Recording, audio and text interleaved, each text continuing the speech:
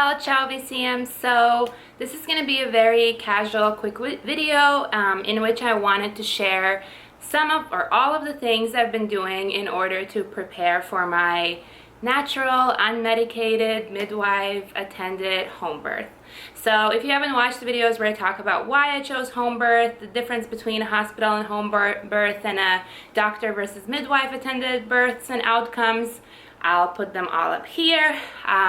Also, I've made videos on my experience through the first trimester and second trimester, and currently I am actually 35 weeks, so only 5 weeks left to go, which is why I'm out of breath all the time. So I know that for me personally, I obviously knew I was going to do a natural, unmedicated home birth, and I knew that even though birth is a natural process that doesn't need our intervention or doesn't need much medical intervention in most cases for it to just proceed naturally.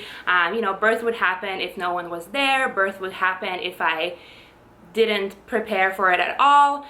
Even though it is a natural process, it is also something that actually requires a lot of preparation, especially if you want to have a positive experience. And even though those two things seem like they kind of contradict each other, in fact they don't.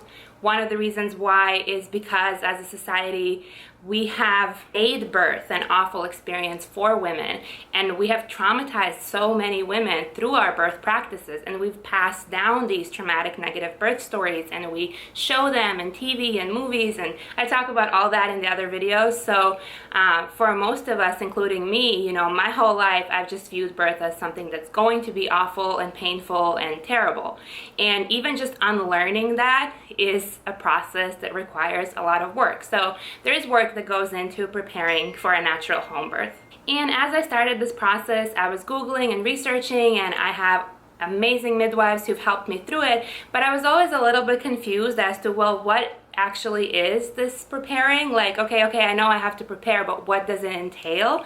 And part of it is because a lot of these birth prep programs are for sale. So if you want to do hypnobirthing, if you want to do the Bradley Method childbirth course, if you want to do any types of these prep courses, they cost money. And okay, they cost from like $350 to like $1,000, $1,500, which is a lot of money. I do understand why those things are for cost, because things like childbirth education require a lot of work and knowledge and skill, so people do deserve to get paid for it. But I was not in a situation where I was able to pay that. I already am barely affording the midwives that I'm paying for.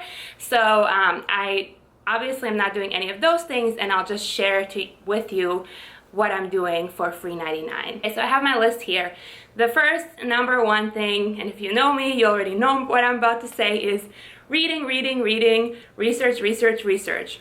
I think preparing for childbirth, regardless, even if you have a medicated hospital birth, whatever type of birth you have, I think it requires so much research. We do not know shit about birth. I didn't know shit about birth, like most of us really don't know much about it. And then most of the things that we do know are just extremely wrong. Like anything I had consumed from TV, media, any like knowledge or ideas I thought I had about birth, all of that was disproven when I actually started doing research.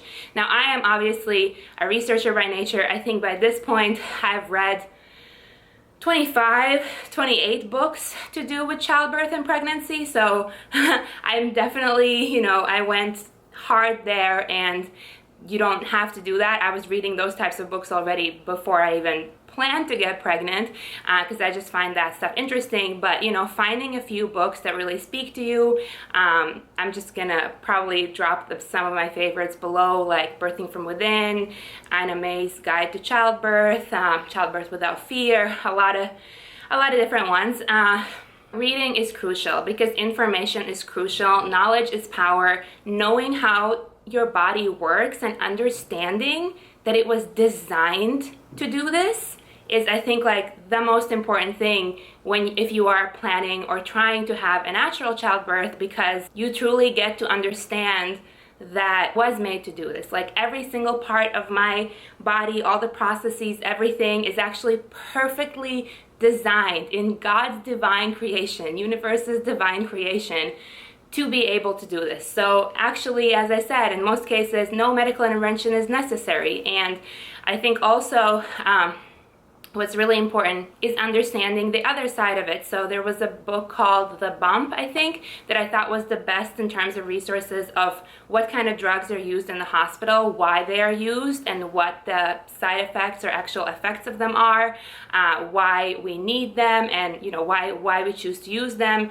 So like understanding those things and the history behind them, and like the not so great effects of that was also really beneficial. Just honestly, I could go on and on about it. I can't speak on this in such a short video, but research, knowledge, read, understand, and learn everything you can about childbirth and about how your body was made to do this. Okay, the next thing that I think is most important on my list is fear clearing. We all have, or maybe not all of us, but most of us have some type of fears when it comes to birth and the birthing process. And as I said, they're inherited, they're come from our society, from cultural messaging, from TV, whatever, wherever they come from. You may have some fears that have to do with childbirth. And fear clearing is the process in which you identify what your fears are, you say them out loud, and then you clear them. So for example, if I was thinking about it, the one fear that I have is, the pain.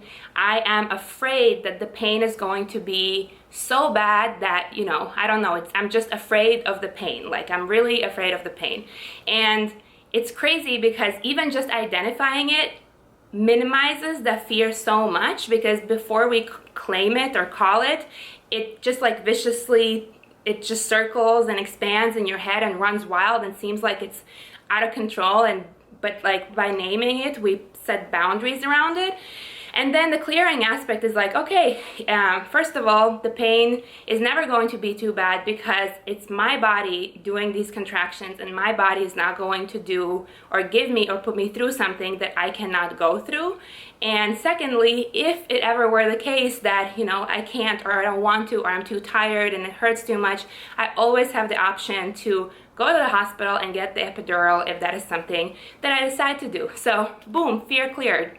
Third thing that I've been doing is mindfulness and meditation. So this is not something that I'm doing just for birth prep. I made another video about this. I've been meditating now for well over a year, every single day, and I think that's crucial.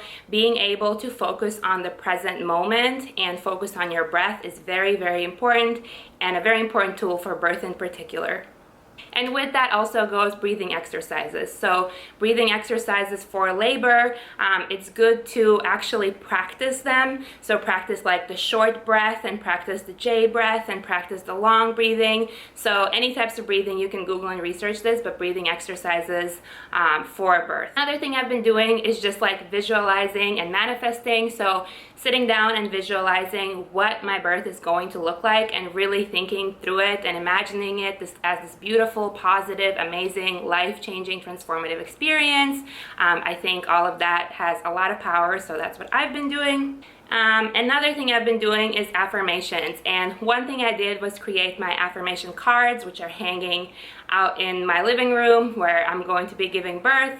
And what I really love about this process is that affirmation cards are actually less useful for you during birth, because you're probably not going to be reading them, but doing them a couple of months before your due date, so that you can actually look at them throughout and internalize those messages like every single day when you see them. I think that's very important.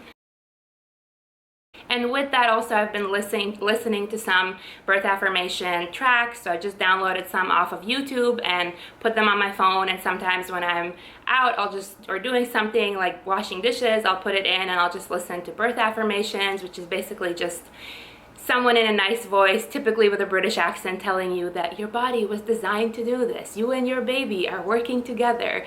You are doing great, and all of this good stuff. Another thing I've been doing is walking every day. They say you should walk 5 kilometers, I think it is, every single day. I have not done that. If you know about my pregnancy experience, you know that for the first 4 months I was so sick I couldn't get out of the bed. And even after that, when it started getting better, especially during the second trimester, I was walking, every other day or so. But then Now as I've gotten bigger, it's 33 degrees outside, it's really hot, and I do not have energy or stamina, and I'm very tired, so I have not been doing this as much as I should, but walking every day is definitely really important and helps you sort of like keep in shape. And if your pregnancy and your symptoms allow for you to do that, definitely a good thing to do. Next thing I've been doing is guarding my mind and protecting my energetic space. And I want to say that this is like one of the most important things, which for one meant that I was very explicit and direct about this, and I told everybody around me, like, I do not want to hear any negative birth stories. I do not want to hear. I've consumed enough of them in my lifetime. We all have.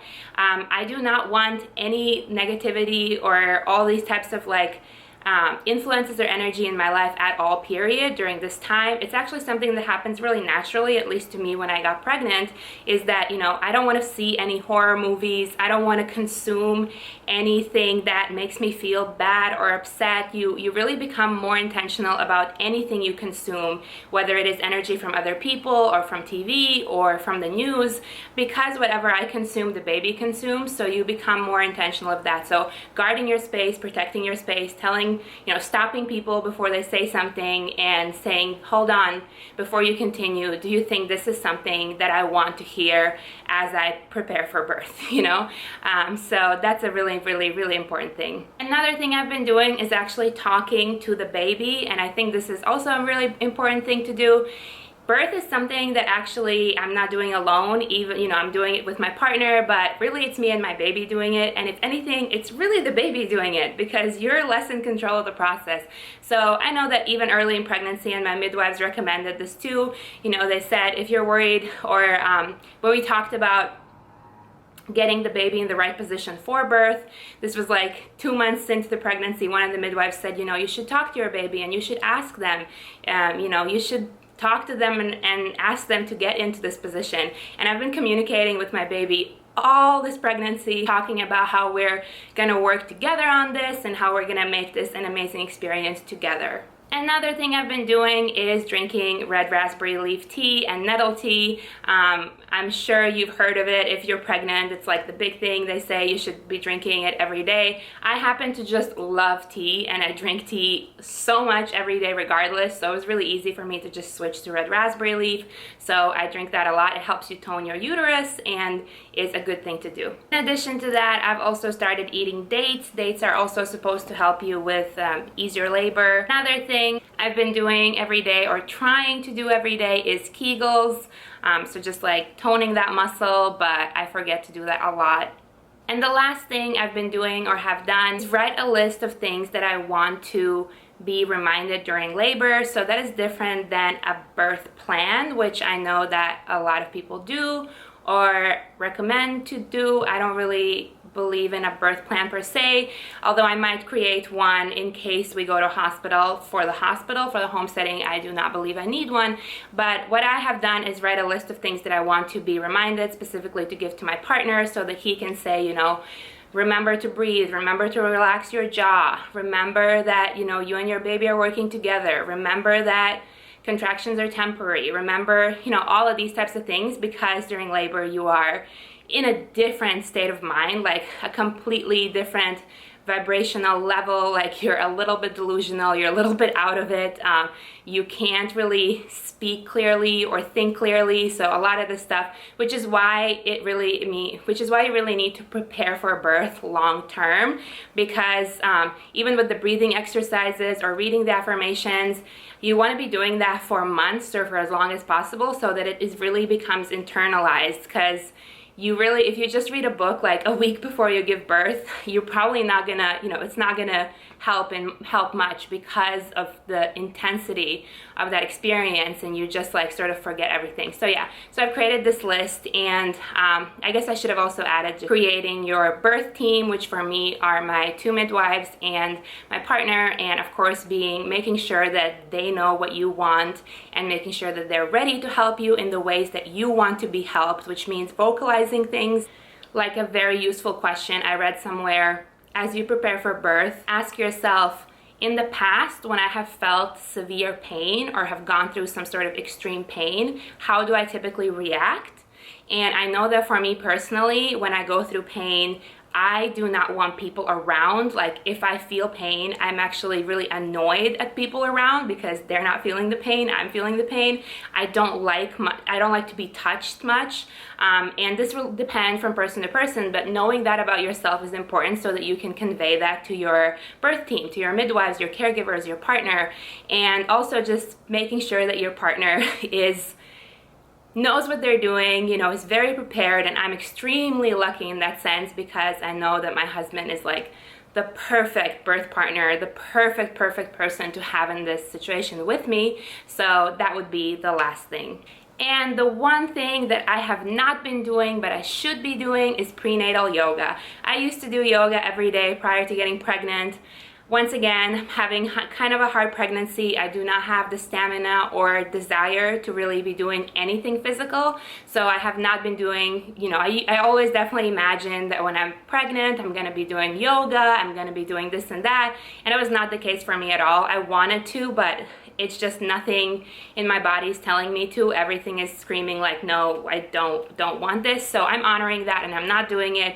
But obviously, if you feel better physically, if you have more energy, if you are able to do that, prenatal yoga is an amazing thing to do to prepare for birth. That's it from me. Please don't forget to like and subscribe to my channel for more content like this and to watch all the other videos I mentioned. If you have other suggestions, please drop them below as I'm still preparing. I still have 5-6 weeks to go. Or if you have any questions about anything, feel free to comment. I'll always respond and I'm really open about this process. And yeah, much love. Here's my belly right now.